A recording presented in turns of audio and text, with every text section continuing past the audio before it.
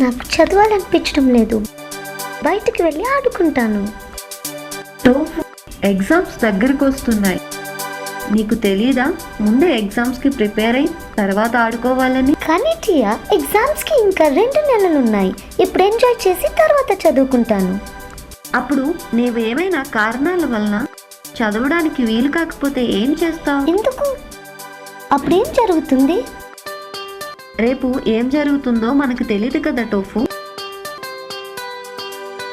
కాబట్టి ఎప్పుడు ప్రిపేర్ అయి ఉండాలి. ఉండు, నేనిప్పుడు నీకు ఒక చిన్న స్టోరీ చెప్తాను, అది నీకు ఉపయోగపడుతుంది. చీమ మరియు మిడత.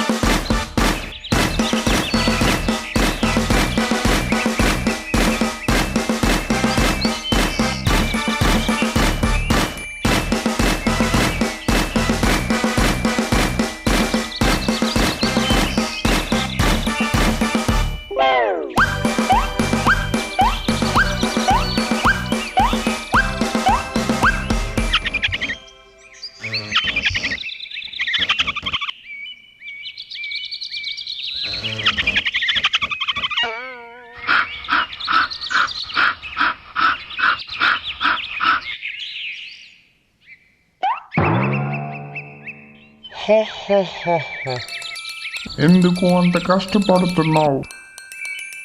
దేవుడు మనకి ఇక్కడున్న ప్రతి చెట్లలోనూ ఆహారం ఉంచాడు.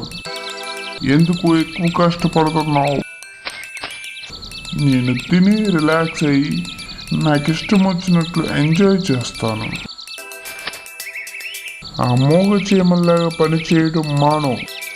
రా, ఇద్దరం కలిసి ఆడుకుని ఆహారం తిందాం.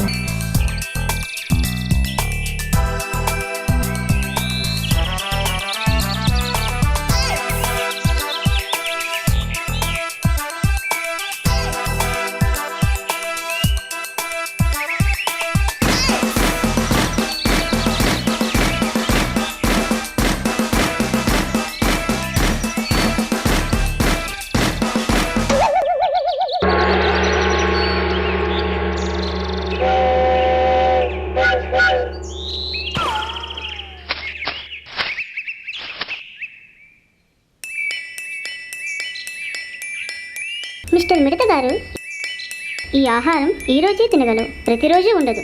దయచేసి తెలుసుకో. ఈ ఆహారం ఎక్కడికి పోతుంది? అది ఎప్పటికీ ఎక్కడే ఉంటుంది.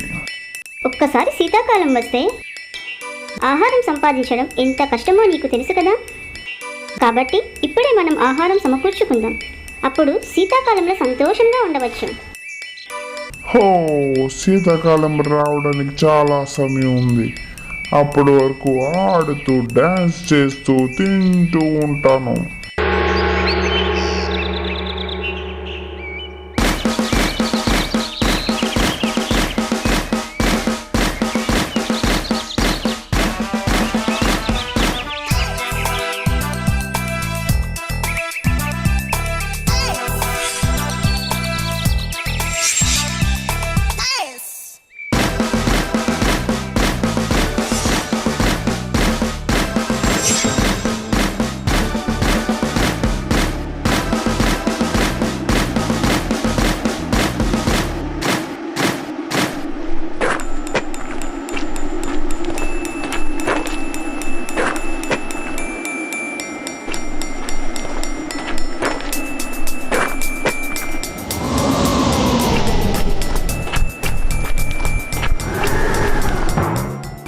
నేను చాలా అలసిపోయాను.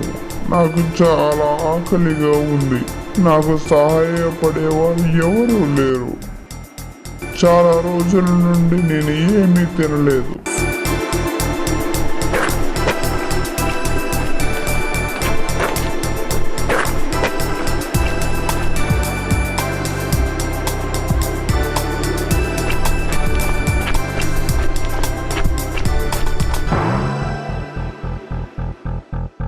ఆ మిడత ఆకలితో చనిపోయిందా? ఓ మై గాడ్, ఆ మిడత రాణి చీమ మాట విని ఉంటే బాగుండేది. తర్వాత ఏమైంది చెప్పు టియా.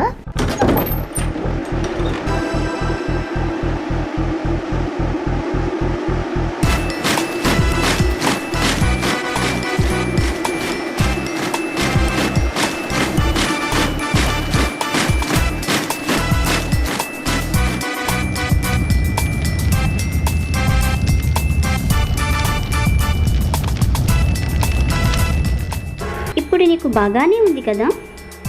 అవును, బాగానే ఉంది.